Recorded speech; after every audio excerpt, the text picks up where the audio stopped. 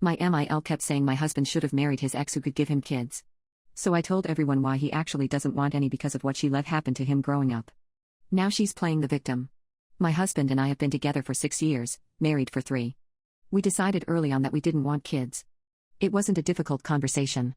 We both just didn't see parenthood in our future. I'm focused on my career in architecture and he runs his own business. We're happy. We travel. We have hobbies. We have 3 dogs. Our life is full. But his mother has never accepted this. She brings it up constantly. Every holiday, every family dinner, every phone call. When are you giving me grandchildren? You're not getting any younger. What's the point of marriage if you're not going to have a family?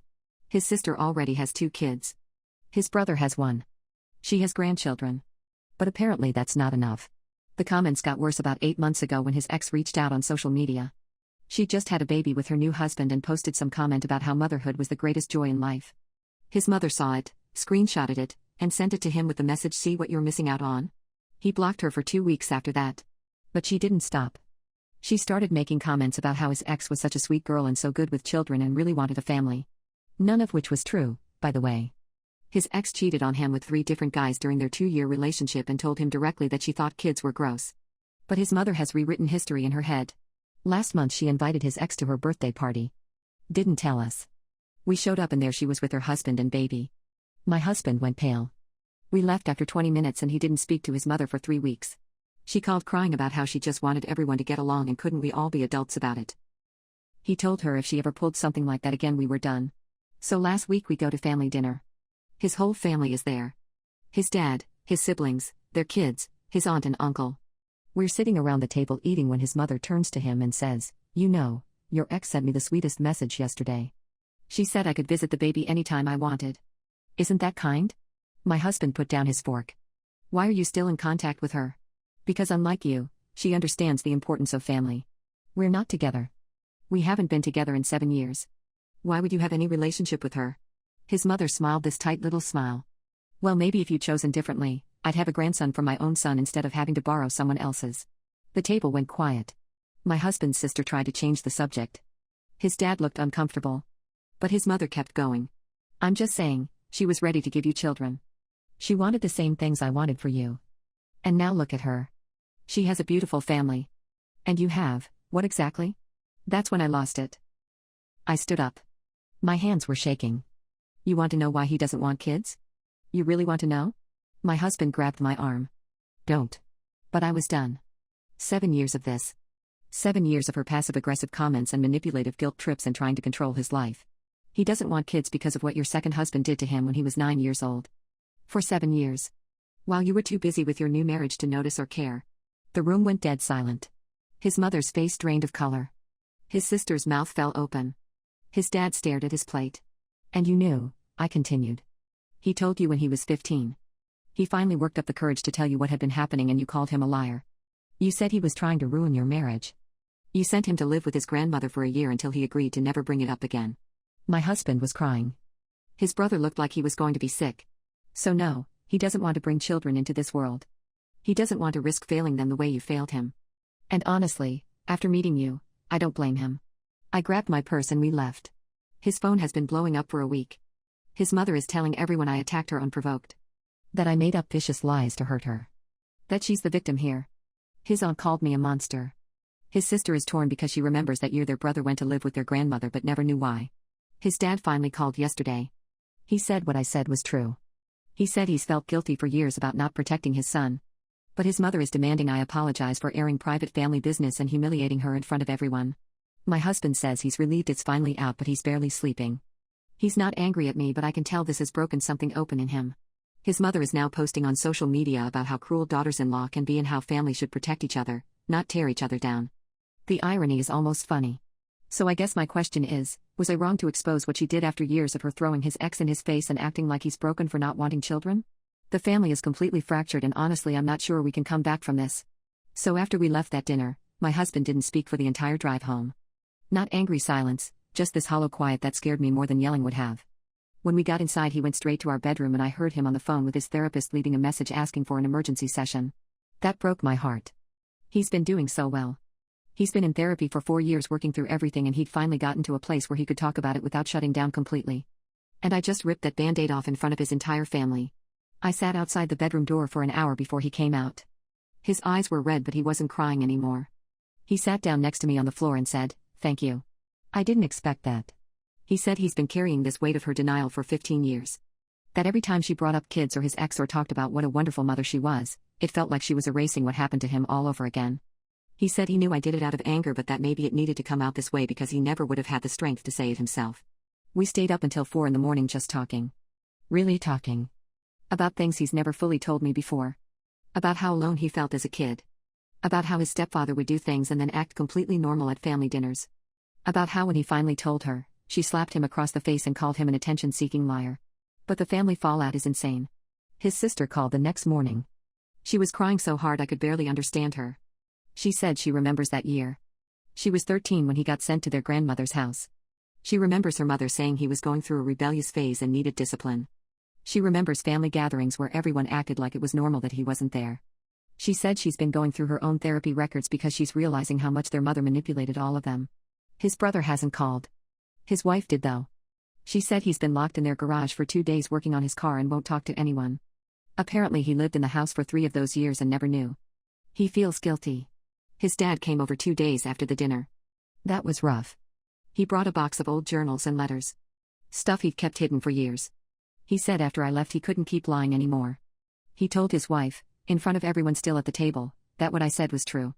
That he knew it was happening. That he confronted his wife about it once and she threatened to leave him and take the kids. That he chose his marriage over protecting his son and he's lived with that shame every day since. My husband couldn't even look at him. Just asked him to leave. But his mother. She's gone scorched earth.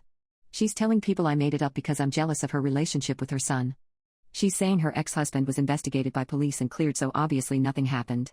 That's not even true, by the way. There was never a police investigation because she never reported it. She's also now claiming that if anything did happen, which she doesn't believe, then it was my husband's fault for not fighting back. I'm not kidding. She actually said that to his aunt. His aunt called me 3 days ago screaming. Said I had no right to air family trauma like that. That I embarrassed her sister in front of everyone. That abuse allegations ruin lives and I should be ashamed of myself for weaponizing something so serious. I asked her if she believed it happened. She went quiet. Then she said belief doesn't matter, family loyalty does. I hung up on her. The worst part is his ex somehow found out. I'm guessing his mother told her because who else would? She sent him a message on social media saying she was sorry for what he went through and if he ever needed to talk she was there for him. My husband blocked her immediately, but the message sent him into a panic attack. The idea that his mother is using his trauma to bond with his ex makes him physically sick. We've had to lock down our social media because his mother's friends keep sending messages. Half are calling me evil. The other half are asking if it's true and saying they always thought something was off about that time period. His therapist got him in for 3 emergency sessions this week. She said what happened at the dinner was a rupture but potentially a necessary one. That secrets like this don't stay buried forever and the explosion was inevitable. She's helping him process the fact that his mother's response to being exposed is to double down on denial and attack him further. We've decided we're done with her. Completely. No contact. We're blocking her number, her social media, everything. His siblings can make their own choices, but we're not doing this anymore. His sister wants to do a family meeting without the mother there. His brother still hasn't responded to anyone. His dad keeps calling asking for another chance to explain. And through all of this, my husband's mother posted on social media yesterday about forgiveness and how important it is to let go of grudges because family is forever. I wanted to throw my phone across the room.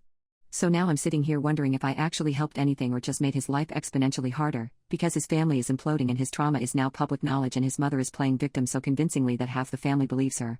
His mother showed up at our house last night. We hadn't spoken to her since that dinner. My husband made it clear, total no contact. We blocked her everywhere. Changed his number. But she still knew where we lived, and at around 9 p.m., she just showed up at our door. She was standing on the porch holding a photo album and crying. I didn't open the door. My husband looked out the window, saw her, and froze. I asked if he wanted me to call someone, and he just said, "No. I'll handle it." He went outside. I could see them through the window, their silhouettes against the porch light. She tried to hug him and he stepped back. I couldn't hear everything, but I caught pieces. Her saying, "You ruined me, do you understand that? You've destroyed our family." And him saying, "You destroyed it years ago." I just said it out loud. She kept talking, louder, emotional like she was trying to stage a scene. She said people were cutting her off, that everyone in the family was judging her, that no one believed her version anymore. She said she wanted him to retract it, like abuse was something you could take back once you said it out loud. He didn't yell. He was unbelievably calm. He just said, "I don't owe you silence anymore." Then he came back inside, locked the door, and sat down on the floor. He looked relieved and completely broken at the same time. 10 minutes later, his sister called. Their mom had left her house right before coming to ours and told her she forgave her son. The sister said she'd been recording when their mother said that because she wanted proof of how manipulative she is. She sent me the audio. In the recording, his mother says, "If he admits he lied, I'll forgive him. He can't live with that guilt forever." It made me sick. It's like she can't even understand what she's done wrong. She's rewriting reality again, exactly how she did back then. Since that night, things have just kept unraveling. His brother finally called, but not to check in. He said he doesn't believe everything. He said mom might have made mistakes but she wouldn't let something like that happen. My husband hung up mid-sentence. His sister's been the only supportive one. She told us she's cutting their mother off too. She said she confronted her in person about knowing what her husband did, and their mother told her she should learn to be loyal. That's when the sister lost it. She told her she was done protecting her. Apparently their mother screamed after her, calling her ungrateful. So now the only two of them still talking to their mom are the brother and the aunt. Everyone else is split down the middle. His dad texted me yesterday asking if he could come by to talk man to man. I told him no. He said he wants to apologize in person, that he can't stop thinking about what he let happen. I said that apology isn't for me, and my husband will reach out if he's ever ready. He hasn't replied. The guilt is eating me alive even though I know I didn't cause this. I told the truth, but now every time my husband's phone buzzes, I see that look on his face. Like part of him wishes it never happened, even though we both know it needed to. He barely sleeps. He's quiet most of the day, but when he talks, he's clear. He told me last night that he wants to sell the house and move somewhere no one knows us. He said, "I want a life that doesn't include her shadow." So that's where we are. A family completely splintered, a mother building lies to protect herself, and a man trying to piece himself together after a lifetime of betrayal. I keep asking myself if this is what healing actually looks like, everything falling apart before any of it can ever get better. It's been 6 months since everything exploded. I've been counting because it still doesn't feel real most days. It feels like time got stuck somewhere between that dinner and now, like we've been living in a holding pattern waiting for something that isn't going to happen. We did end up moving. It wasn't sudden or dramatic, but one morning my husband woke up and said he couldn't stand waking up in that house anymore. He said every wall reminded him of a phone call, every room reminded him of a fight. I understood. I felt it too. There was an energy in that place that wouldn't let us breathe. We put it on the market and sold it within a month. The money wasn't great but we didn't care. We rented a small place 2 towns over, near the water. It's quieter here. We don't know anyone, and for the first time, that feels like a blessing. The first few weeks were rough. He was having nightmares again. He'd wake up shaking and wouldn't talk about them. I didn't push. I just laid there next to him, waiting for his breathing to slow down. Some nights he'd whisper pieces of old memories, like he was trying to let them out in small doses. He told me once that his mother's perfume used to make him sick because it smelled like the nights his stepfather would come into his room. Hearing that broke something in me that I can't quite explain. He's been in therapy twice a week since the dinner. His therapist told him what happened that night might have saved his life, even though it dismantled everything around him. She said facing the truth wasn't destruction, it was exposure. Like lifting moldy floorboards to finally clean the rot underneath. It sounds poetic when she says it. It doesn't feel poetic when I see how tired he looks after every session. As for his family, things have settled in a strange, ugly sort of way. His sister cut their mother off completely. They still talk occasionally about the kids, but nothing more. She said she's trying to rebuild her own childhood memories and figure out what was real. She's angry, but it's not directed at us anymore. She told me she's proud of him, even though it's been messy. I don't think she fully grasps how much her support is keeping him afloat. His brother went the other direction. They haven't spoken since that phone call. He posted something vague online about loyalty and family lies but we ignored it. My husband saw it once, didn't say a word, just turned his phone face down and went back to fixing our kitchen shelves. I think he's accepted that some relationships aren't meant to survive truth. His dad eventually sent a letter. Not an email, an actual handwritten letter. It was shaky but honest. He said he'd read through his old journals and found pages from when my husband was little, notes about arguments with his wife, moments of doubt he ignored. He said if he could go back, he'd choose differently, but he knows that doesn't fix anything. My husband read the letter once, folded it carefully, and put it in a drawer. He hasn't mentioned it again. And his mother. She's doing what she always does, pretending. She's made herself the victim so convincingly that half her church apparently thinks we're the villains. She posts about forgiveness and healing and how truth can be dangerous when used in anger. She even posted a photo recently of the stepfather, drinking coffee at some family barbecue, like nothing ever happened. The caption said, "Love wins." That picture made my husband physically nauseous. He actually had to sit down. He said it reminded him how good she is at rewriting stories. Even now, she's living in her own version of reality where she's the martyr and everyone else is cruel. It's almost impressive, in a horrifying way. We haven't spoken to her since that night on the porch. We blocked everything. Numbers, emails, all of it. But she got creative. Wrote letters, left them in his sister's mailbox, had other relatives accidentally mention her messages. In one of those letters she said she forgave me too, which I laughed at because that's exactly the opposite of what forgiveness looks like. She still can't admit what she did. Her forgiveness is just another way to put herself at the center of the story. I think that's what kills me the most. She took his pain and turned it into something to perform. She had years to make it right and didn't. She had months to apologize and didn't. And now she still somehow thinks she's the one owed something. My husband says she'll die believing it. He's probably right. As for us, something shifted after we moved. The silence here is heavier, but more peaceful. We walk by the water at night sometimes. He doesn't talk much during those walks, but I know that's when he's processing. A few weeks ago he said something that stuck in my head. He said, "For the first time, I don't feel like I owe her anything." It sounded small, but I knew it wasn't. For him, that sentence was freedom. He started painting again. He used to paint before I met him. Mostly landscapes, messy but full of color. Now he paints in the backyard, barefoot, quiet. He doesn't care if the paint gets everywhere. I think it's helping.